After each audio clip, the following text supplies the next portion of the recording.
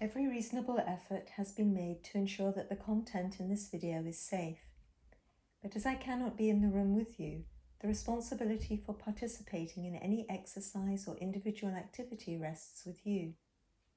If you normally modify movements due to injury, pregnancy, physical conditions, please make sure you keep doing so and use pillows, blankets or other objects as props to support your practice. If at any time during this video you feel any unusual pain or discomfort, you should stop exercising immediately. People suffering from high blood pressure, circulatory disorders or heart disease should not follow this video. This video is also not intended for beginners at yoga. Hello and welcome to this video in the 30-day Yoga Asana challenge. This video is going to work with the Virabhadrasana III yoga posture, usually known as the Warrior 3 or Hero Pose 3. In fact, Warrior 3 has a completely different name, which is Tolasana, the scales, or the balance. But it's more often, this posture is more often known as Virabhadrasana III, I think due to the fact that it in many ways leads out of, or is a lengthening out of and into another posture from Warrior 1. So this is why it's often, I think, more often called Warrior 3. This is not a practice for beginners. The practice will start quite strong and it will continue quite strong. We need to already have a fairly developed yoga practice to think about attempting Virabhadrasana 3. It is a physically very demanding practice. It's demanding of strength and flexibility together, because it involves long extensions in quite taxing positions for the lower back. We should really make sure that we've developed our flexible strength before attempting it. All of that having been said, once we do start practicing it, it probably will demand a certain amount of perseverance to get there and a certain amount of strength of will. But these qualities are part of our yoga practice. They form part of the in the round aspect of practicing postures. They're not intended to be super easy. The good thing about Virabhadrasana 3 is that although it demands a lot of focus and a lot of strength, in a way we can't think about anything else whilst we're practicing it. And in that sense, it brings us into the meditative practice, which is essentially the intention of the Yoga Asana. The mind is just caught up in the posture, and we may have glimpses in that effort, in that focus and concentration that we have to bring to bear on the posture in order to hold it, to arrive at it at all, to come into it from unusual positions. We may just catch glimpses of our consciousness just steady and there, lighting up the posture, lighting up ourselves. There's quite a lot of symbolism, I think, in Warrior 3. We are standing on a supporting leg, it's a balance. We're standing on a supporting leg. One leg is behind us, that might be our past. The rest of our body is in front of us, that might be our future. But we need to be really grounded in the present, or otherwise we're not going to be able to hold the posture here in the present. And that's one of the truths that yoga tries to teach us, that unless we're actually focused in the present and living in the present, it's very difficult for us to achieve. We have to do what we need to do now in order to be on the pathway for things that we might like to realize in the future. But that focus here today is really key. And that's very much the case with Warrior 3. As I say, that's another aspect of you can't think about anything else. You can only be in the present when you're practicing Virabhadrasana 3 or Tolasana. Let's begin this practice, and we're going to start in standing today, and in fact start with another warrior pose, Utkatasana, fierce pose or brave pose.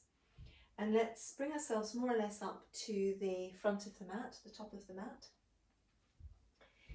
And being here, thinking about lots of length through the spine, and sometimes that's easier to find as we would practice just 2 or 3 rounds of Urdhva Hastasana with a heel rise.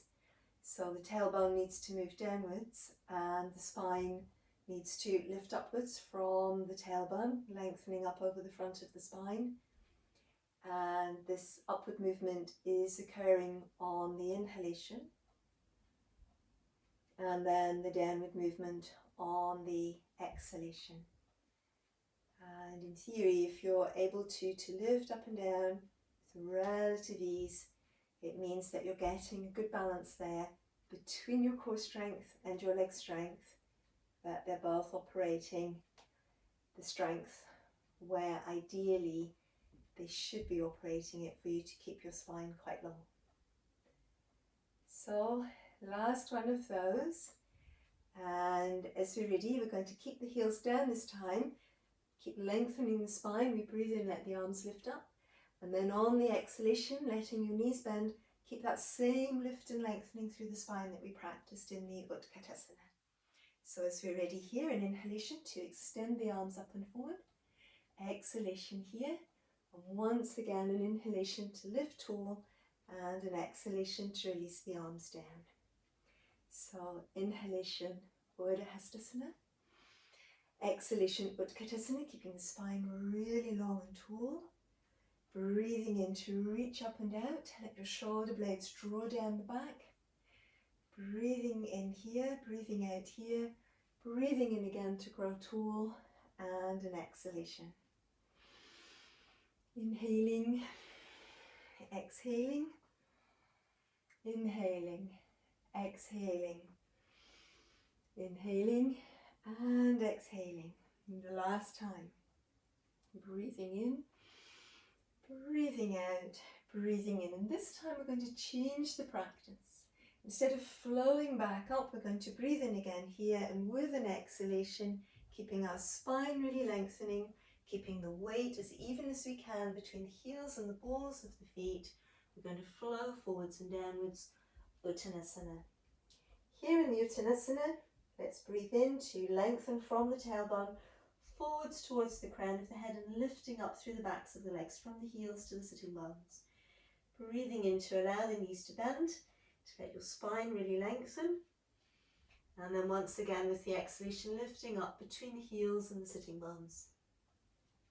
And if this feels very long or very strong, especially at the start of the practice, bring in some bricks or blocks to help you.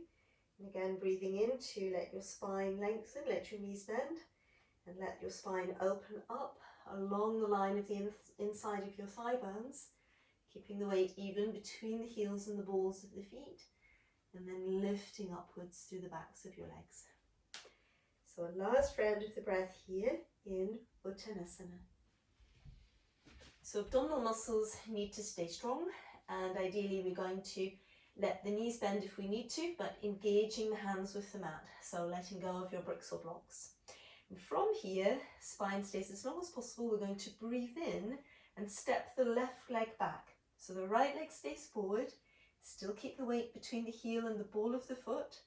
Lots of strength in that right leg as you release your left leg behind you, opening the hip, and then just bringing that leg down to the floor, and then the back knee comes down to the mat. So we check out the front leg, looking to find the heel underneath the front knee. Again, feeling that front foot nice and spread out and open and strong against the mat. As we're ready, we're going to breathe out to roll up through our spine. Letting the hips square up, so just drawing that left hip forward, spine nice and tall. You might just lean forward a little bit to open the front of this left hip. Breathing. Now if you feel steady here, and that involves a certain amount of core strength in the abdominal and back muscles, and strength in the back of the front thigh, we're going to breathe in to let the arms lift upwards, Anjaneyasana. And again, as long as you feel strong enough in the core and in the front leg, we can tuck the back toes under, push towards that back heel. So you're mainly opening the front of the left hip, not rising up too high. And the weight of your front knee should be above your front ankle. Breathing here. Last breath or so here. And then from here, we're going to let the spine flow forwards along the line of the front thigh. Keep your abdominal muscles really strong. Transfer your weight towards your back leg a little bit as you open up through the back of your front leg. Virabhadrasana, it's a very long extension. So if it feels a little bit too distant between the feet, just hop that back foot in a little bit, opening up through the back of your front leg, squaring your left hip up so that your pelvis is square to the end of the yoga mat. So breathing. And then again, as you're ready, an inhalation to prepare and an exhalation to step the left foot up. Breathing in to roll up through the spine. And with an exhalation, passing the hands through to Namaste. So just 2 or 3 breaths here in Namaste, letting the exhalation lengthen. And then, as you're ready again, let's flow that same sequence through, however this time to the other side. So the inhalation, Urdhva Hastasana, stretching our spine. Exhalation, keeping the spine stretched, Utkatasana, holding on to the abdominal lift, breathing in to reach up and down. Exhaling here, inhaling here, and as you're ready on the next exhalation, flowing forwards, aiming to keep your spine as long as possible as you draw downwards and forwards towards your legs. So again here, looking to open and lengthen your spine. Let your shoulder blades ride up your back towards your sitting bones. If they hunch forward towards the head, it will be a lot harder to lengthen your spine downwards as you lift up through your legs. So you're breathing in to let your knees bend. And then as you breathe out, let your spine lengthen first, tailbone to crown, and then lift up from the backs of your heels to your sitting bones. And once more, as I said before, always use a little bit of support, more or less, with your bricks or blocks to help you. So we're aiming to keep the weight as even as we can between the heels and the balls of the feet here. And then on one of our extensions, we're going to hold up and lift. Let your hands engage with the mat. That supporting leg is going to be the left leg this time. It might need to bend a little bit for you to get your hands in contact with the mat. Whichever way, the spine needs to be as long as possible. Holding the weight pretty centered on your front leg. Breathing in to open your hip, reach your right leg back, and then we're going to bring it down. And then the back knee comes to the floor. Once again, just check you've got the right angle at the back of your front knee. Out breath to roll up through your spine. So as on the first side, let's square the hips up. So you might need to draw that right hip a little bit forwards as you sink into a little bit of a lunge there, opening up over the front of your right hip. So then again, just checking that you've got enough strength in your back and enough strength at the back of your front leg. If you're ready, we're going to breathe in to bring the arms up into Anjaneyasana. So shoulder blades again moving down the back and breathing here. Let's breathe in to tuck the back toes under as long as you feel strong enough in this position. If you don't feel ready to progress, just stay with the back knee on the floor, and then, but if you're going to lift, push into that back heel. So you stay pretty low and you're really opening up over the front of that right hip. So a couple of breaths here more. Keep your spine lifting up. Feel the strength in your back supporting you. And then from here, you're keeping the line of your spine along your front thigh, flowing forwards through the trunk as you transfer weight back to your rear leg. And again, here think about squaring that back hip up to the end of the mat in front of you. Again, you might feel the legs are a bit too distant, so you can always hop that back leg in, square the hips up. Just keep an eye on the back of this front leg. It shouldn't be overworking. There shouldn't be too much pull below the knee joint. That would be too strong. Mainly the stretch should be in the belly of the hamstring muscle, right in the center of the back of the thigh. This time, instead of stepping forwards, we're going to breathe in to prepare. Breathe out to step the front leg back, coming into downward facing dog, Adho Mukha Svanasana. And we stretch back, Ears and arms are in line. Squeeze into the spine, breastbone and spine move towards each other. And sink down into the heels, just breathing. Let your breath really dive back. Allowing your spine to receive the action of the arms and the legs. Letting your upper back be pretty strong. Just allowing the space within the downward dog posture, the space behind the forehead, the space behind the breastbone, the space beyond the tailbone. And then as we're ready, let's walk the upper body back towards our legs. Uttanasana again. And from the Uttanasana, let's roll up through our spine, all the way through again to standing. So being here, let's have a look at a version of Virabhadrasana 1. And this is a moving version of the posture. And as we breathe in and breathe out, we're going to step the right leg along the length of the mat and the toes pointing forwards on both feet. And then with this practice, on the inhalation, we let our spine lift up really tall as we let both legs lengthen in opposite directions away from the pelvis. And the arms are also going to lift up like this. And on the exhalation, coming back. With this practice, I always think about it beginning at the tailbone. The legs opening away from the tailbone and the spine opening up. And the arms just following through to help my spine find just a little bit more lift. And breathing out to return. So let's flow through 4 more breaths. And exhaling. And inhaling. And exhaling. And again, inhaling. And exhaling. And the last time.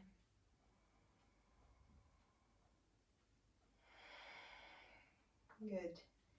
So once again, we're just going to flow in and let the body flow forwards and downwards. And as you're coming forwards and downwards, keep the back leg really anchored into the floor, very, very strong, all the way through. Let's breathe in and breathe out to step the right leg back. Once again, downward facing dog. Let the spine unfold. Just 2 or 3 breaths here, allowing the backs of the legs as well to lengthen and soften.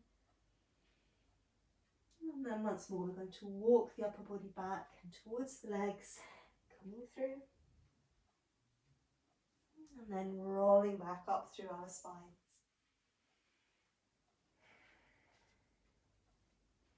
Let's take the moving warrior to the second side. So it's the left leg breathing in, breathing out to step that leg forward. Toes pointing forwards on both legs. Just testing the space between the feet so that the front knee stays right above that front ankle. You feel the weight of your leg going down into the heel. And then as you feel happy with that, once again, the whole body finding the posture. Inhalation. Exhalation to draw out. Inhalation to flow into the posture. Exhalation to draw out. 4 more rounds of the breath.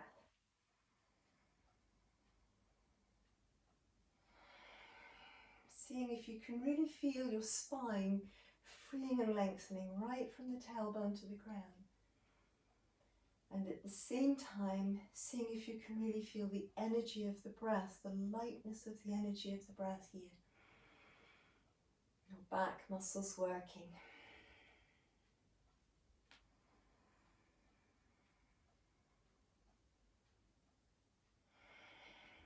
And then we just come in a last time. And then flowing forward. So really check that the back heel stays down. Keep your tailbone moving backwards as the rest of your spine moves forward. Lots of strength in your core muscles. Breathing in down here and stepping back again. Adho Mukha Svanasana. So hands press into the mat. Collarbones broad and wide. Shoulder blades moving up the back. You can always soften the knees to be able to really lengthen back through your shoulders Getting your upper back strength in place, breastbone and spine move towards each other. Keep the navel pulling to the spine, lower abdomen lifted, and the legs lengthened down and away from your pelvis. And breathing. Centering back of the forehead, space behind the breastbone, space beyond the tailbone. And from here, as you're ready with an inhalation, I'm going to step the right foot through to between the hands. So an inhalation helps you to lift your ribs back and up as you step forward. And this time we're going to again try to open the hips, and perhaps it's just a little bit stronger this time. Letting your spine really open forwards and then letting your back knee come down towards the mat. Just touching the back knee. Keep lots of strength in your core muscles and in your back muscles. Breathing in, coming up. Try to see if you can let the inside of your back leg lengthen from out of the line of the tailbone. So there's a connection between the spine and the back leg. And once again, coming down, just lightly keep strength in your body. Once again, breathing in and breathing out to release down. Let's breathe in here, going to breathe out and step back and up. Downward dog again. So once more, just centering within your body, space behind the forehead, navel pulling to the spine, space behind the breastbone, the space beyond the tailbone. Being in that length and breadth and depth of space that is the body, focusing here. And with another inhalation, we're going to step the left leg through to between the hands. And once again, trying to find this length through the spine and stretching on into the back heel, so you feel a connection from the lower back over the hip into the back leg and coming down. So just lightly if you can, breathing in to lift back up. And again, if it feels pretty long, pretty strong, bring in some blocks so that it's not quite such a long reach. You're trying to feel that as much as you can, your back and your trunk is lifting you up here, not so much that back leg. Because your back leg won't be able to lift you when we get into the Warrior 3, so that's probably slightly more on this side than on the first side. Breathing, and then once again we breathe in, breathe out, and step back. So there we are, breathing. Just centering here again, letting the mind really be in the body, behind the forehead, behind the breastbone, beyond the tailbone. And then let's, from here, walk the upper body back towards the legs, and trying to keep that drop through the spine as you walk back. Lift into the sitting bones, and lift into the tailbone, really bringing you back. Shoulder blades wide, moving up the back. And then from there, let's breathe in and roll up through our spines. So that's a fairly dynamic warm-up for the Warrior 3. And let's just think about coming into the Virabhadrasana III practice now. We can again put some bricks, or ideally bricks, but it could be blocks, to be either side of the front foot, so that if we need to, we can get a little bit of stabilizing balance from the bricks, but we may not need to. And we're going to come into the Virabhadrasana III from out of the Virabhadrasana 1. So let's, as we're ready, breathe in and breathe out to step the right foot forward. So now this time it's going to be a bit more of a stride. We're coming into that full Virabhadrasana 1 practice that has also featured in previous practice in this 30-day challenge. So it's that much longer stride, and then on the back leg you're a little bit turned in, pull up through the thigh muscles at the front and the back leg lengthens away from you, opening up through your inside leg from the hip joint to the heel, arch of the back foot lifts, outside edge of the back foot rolls into the floor. On your front foot, the centre of the heel needs to be down ball of the foot, nice and firmly, heel and ball of foot, The pad of the little toe is also engaged to the floor. Front knee pretty much above that front ankle, using lots of strength in the back of your front thigh and wrapping the thigh muscles around the front thigh bone. Breathing in to bring the arms up into the full Virabhadrasana 1. Breathing there. Just checking in with your shoulder blades, letting them be moving down your back, strength in the back of the rib cage, back of the waist, pulling up in your gluteal muscles. From here, we're going to let the spine lengthen forwards. You're flattening out the back. Keep the shoulder blades moving down the back. Breathing in to lift your weight up, and coming onto that front heel, lengthening through into the arms. Now, if you needed to at this point, you could bring your bricks or blocks in, so that instead of the arms going forwards, you'd be holding onto the bricks or blocks. And the secret in many ways of lifting the arms up is to let your shoulder blades move wide and down the back. Breathing, stretching into your back leg, bending in your front knee, sinking that back heel to the floor, lift tall through the spine, and I would say again, flow forwards and downwards to release your back. Breathing in, breathing out to step back. So again, the knees can bend. Extend back from your fingertips through the sides of the body into your sitting bones. Really lengthen your spine up and back. Support it from your core muscles, but also from out of the actions of your arms and your legs. Breathing here.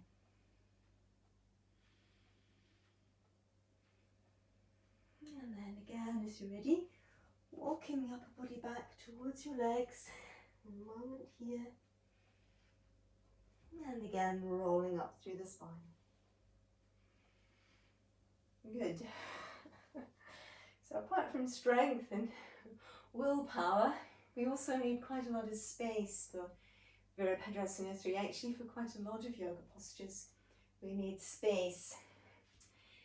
So let's just move the mat back slightly to help. And then let's have a look at the left side.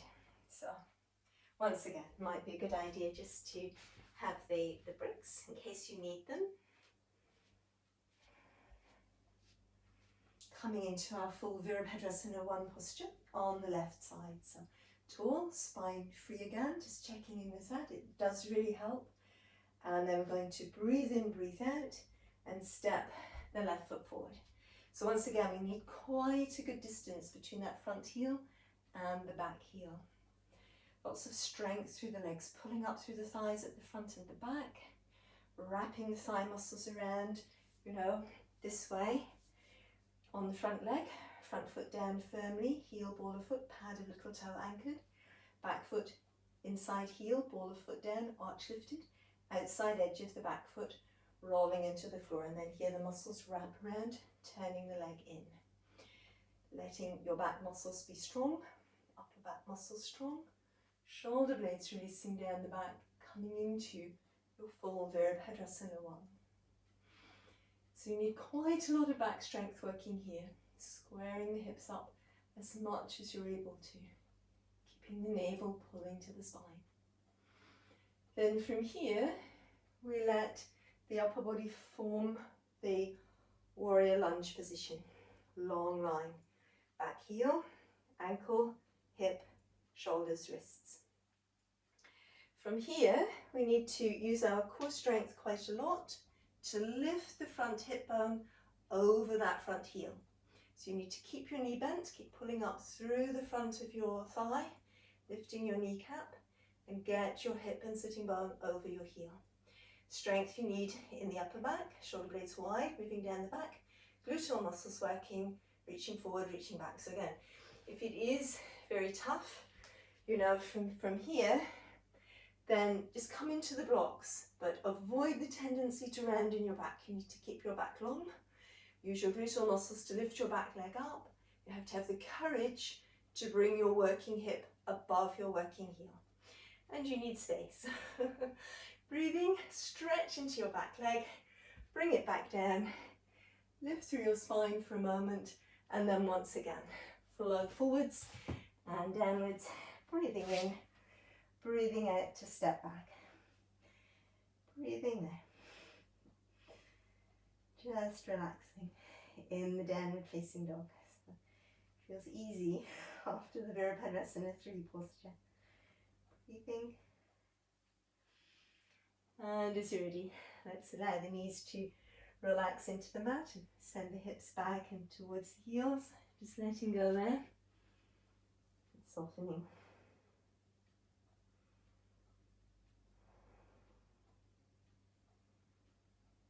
Again, just coming into the space that lifts up behind the forehead, that lifts up behind the breastbone. A space that rises above the hips, beyond the tailbone.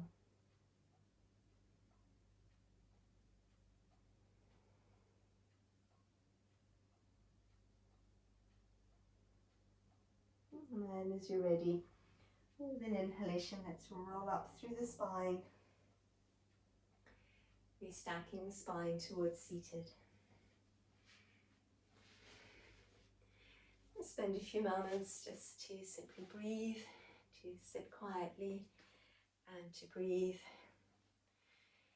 And let the arms flow with us.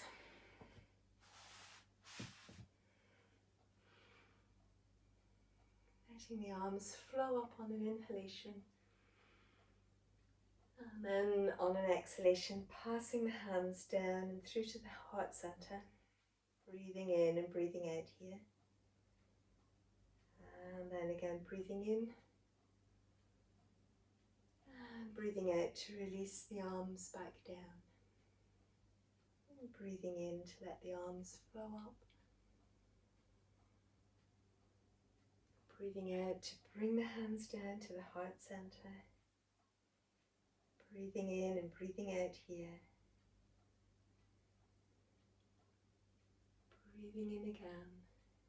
And with the exhalation, releasing back down. Let's flow 2 more rounds.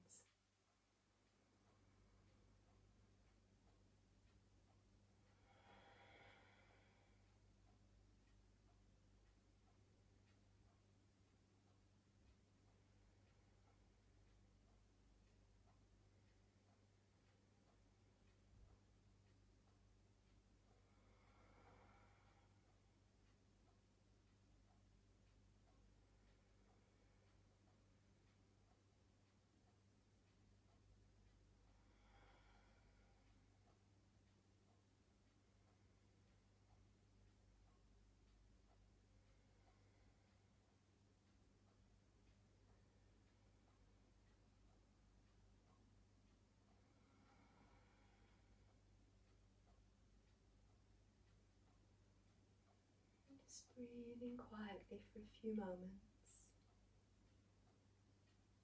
allowing the body to absorb the effects of the practice, being aware of the energy that lingers behind the strong practice that we've just worked,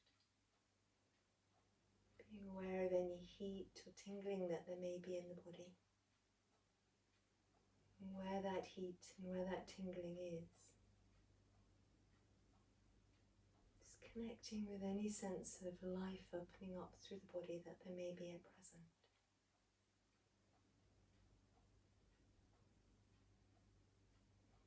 And still just breathing gently in and out, connecting with the mind, observing the mind. Again, any sense of energy, any sense of light that there may be in the mind at present. Although the body may be quite enlivened, perhaps within the mind at present it's possible to glimpse a stillness, to glimpse a clarity.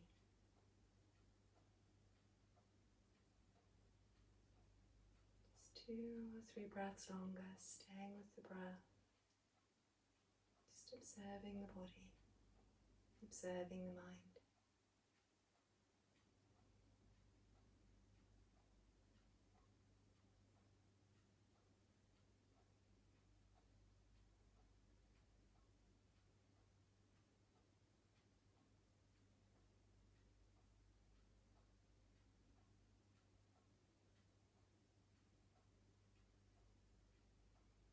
Again, at the end of the next round of the breath, just reconnecting with the body a little bit, bringing some movement back into the fingers and back into the toes, allowing the breath to stir back towards something more suited again to movement and to activity. Just being aware of the body where it begins and ends and all the spaces through it, but it's stretching there, releasing the back. Om Shanti Namaste.